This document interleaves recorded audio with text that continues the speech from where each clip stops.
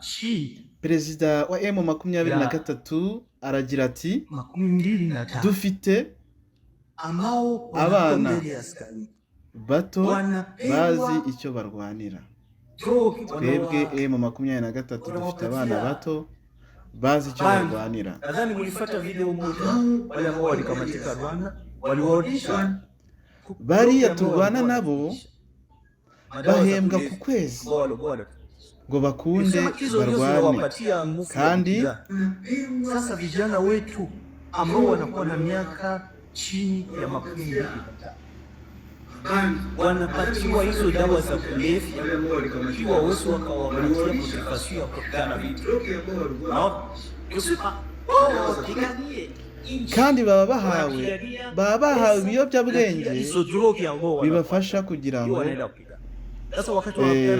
imbaraga zo kugira bibafasha kugira ngo bagire imbaraga zo kurwana.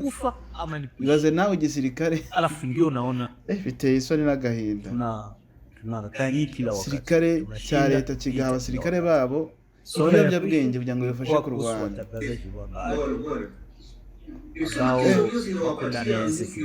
Ni ikibazo gikomeye kubona igisirikare cy'igihugu leta ibaha ibiyobyabwenge kugira ngo bafashe kurwana nayo mu 23 bareko bayitsindura, ariko byaranze. Nta mbaraga bafite. Bo barwanira amafaranga, twe turwanira igihugu, turwanira gakondo yacu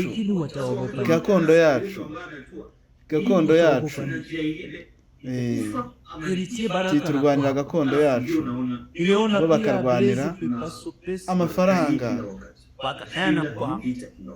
Niyo mpamvu mubona tubatsinda buri kanya,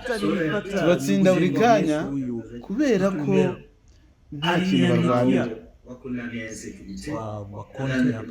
anamita kiongozi nakuwa na security. Twageze muri gakondo yacu, ntiduteze kuzayivamo habe na busa. Gakondo yacu tuzayivamo, twafashe Goma, tugomba kuyigumamo.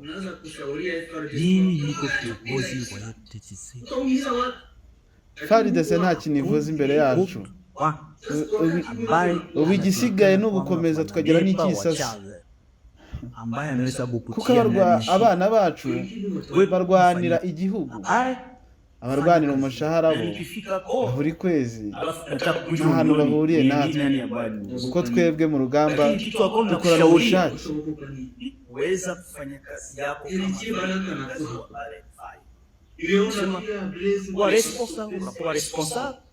unakuwa professionnel na equilibre formation. Wakati ambapo unasikia wanamshikaji wetu huyu tunasikia nusu unasema hawa watu wanashikaji, hii mnasema nini? Hivyo ndio mtadhani kwa ni security. Nani watu wengi ambao wanaandika, alafu kama kuna kwa wengine ambao wanaweza kuongea kama inawatangazia leo mbele ya dunia mzima kwamba waje, tutawapa usalama ambayo inafaa. Maana sisi tunaheshimia kazi ya journalist au ambao tunakuwa na hapa debate na wachanga ambaye kukutia na bishi wa hapa fanya kazi na nikifika watu ambao tutakuja unione unyelini nani ambaye unaweza, lakini kitu ambao nakushauria. Umuvugizi w'umutwe wa M23 urwego rwa gisirikare retired Wiringoma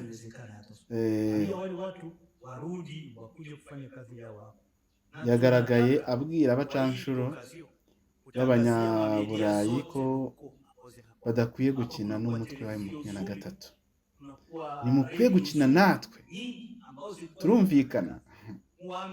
Yabahabuye abagabo babize icyuya, bahasebeye bikomeye. Hari ejo kuwa gatatu ubwo abacanshuro biteguraga kwakirwa mu Rwanda bavuye i Goma, aho bafashaga ingabo za leta ya RDC kurwanya umutwe wa M23. Ariko se bavuyeho bakoze iki? Habe ibinyamakuru byinshi hari icyo byabivuzeho. umugaba mukuru w'ingabo za Uganda General Muhoozi Kainerugaba yagaragaje ko kuba umutwe wa 23 waratsinze abacanshuro b'abanyaburayi bari bari mu burasirazuba bwa RDC bishimangira ubushake bw'abanyafurika bwo kurwanya ubukoroni. Kainerugaba ndumva ijambo yavuze rikomeye dukurikije n'ibyo perezida wa M23 amaze kuvuga muri aka kanya. Twe turwanira igihugu, abandi bo bakarwanira umushahara.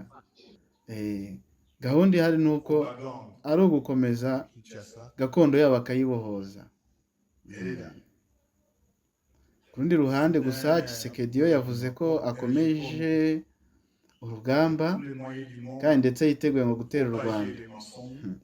M23 yamunaniye ngo yiteguye gutera u Rwanda. Ni ibibazo pe.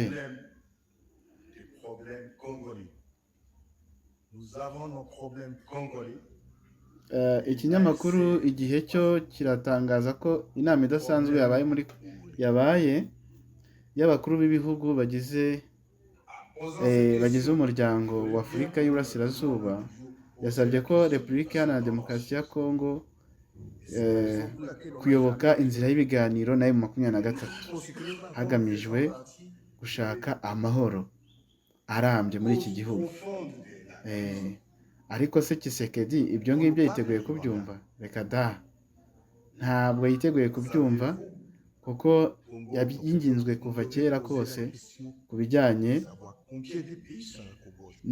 n'ibiganiro byahuza leta ya Kongo ndetse n'uyu mutwe.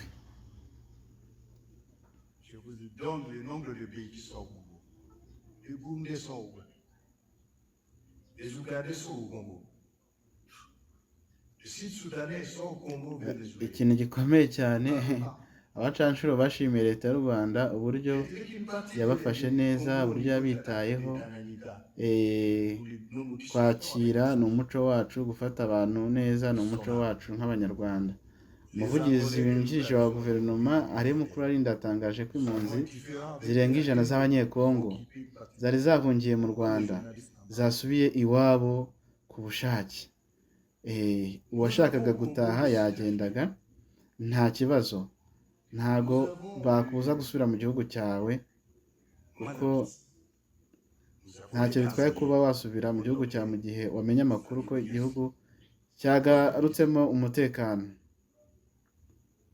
Nous avons encore des forces étrangères négatives, comme les mercenaires. Vous avez vu comment on les a défaits. 1 millier de mercenaires européens sont comme.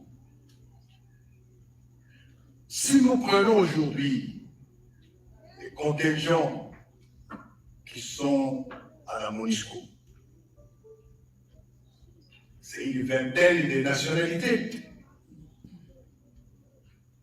Le Congo est donc aujourd'hui un cocktail de tous ces pays. Et chacun vient pour ses intérêts. Pourquoi on ne voit pas ces pays et toute la campagne au monde entier, on ne parle que du Rwanda? Encore que si ces Rwandais sont là, posez-leur la question. Nous sommes des cons. Et tout ça, autant de pays dans un seul pays, parce que le Congo est sans État. Tshisekedi a détruit l'armée, il a détruit la police, il a détruit l'administration. Et surtout, il a cannibalisé la justice en l'instrumentalisant. Il a infantilisé toutes les institutions.